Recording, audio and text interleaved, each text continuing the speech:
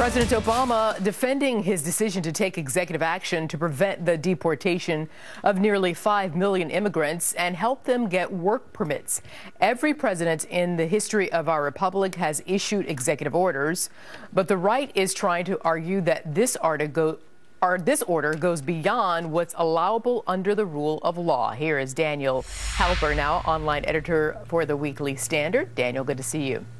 Good to see you, too. Thank you. You're welcome. And as you know, some lawmakers are planning lawsuits against President Obama for exercising the executive action. Were there legal infractions committed by the president? Well, I think there probably were, and I come to this conclusion based on the fact that President Obama 25 times said that doing this sort of action would be unconstitutional, would not be legal, and that's why he hadn't done it up until this point. So what has changed, we don't know. The president hasn't made that argument. Even his former spokesman, Jay Carney, said on another network that, in fact, President Obama is doing, quote, literally what he said was previously unconstitutional. So we know the Constitution has changed, has not changed. What has changed in President Obama? Should the president have waited a few more months, Daniel, until the new Congress is seated? Well, I think President Obama's foremost argument is that he's acting because Congress isn't acting. And therefore, when he puts it that way, it means that he's filling the void of Congress and that he's acting legislatively because Congress isn't acting legislatively.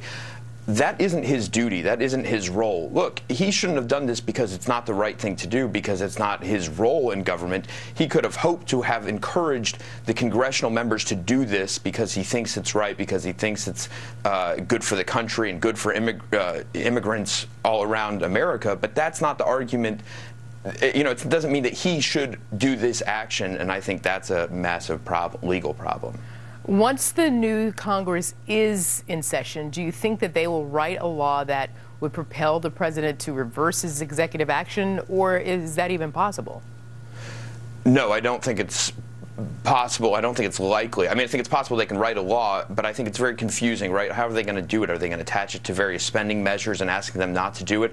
The law that President Obama wants them to do is immigration reform the way he wants to do it, what he believes in. It can't pass. That bill cannot pass the new Congress that just got elected by American voters, all in the House and in the Senate. So that's why he's doing it now, to say that, well, the Senate is, you know, they supported this bill overwhelmingly, but the Senate that supported this bill overwhelmingly isn't the same Senate as it's coming back in January. Before I go, Daniel, if you would, I'd like you to highlight the persuasive arguments in favor of the president's actions and the biggest challenges of the president's actions.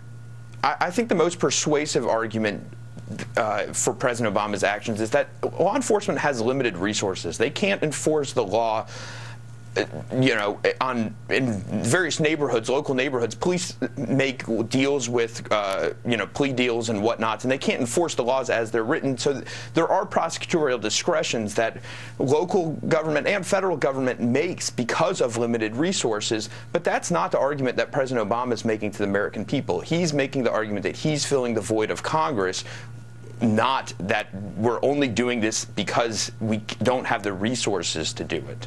Daniel Halper, I have to leave it there. Thanks, Daniel. Thank you.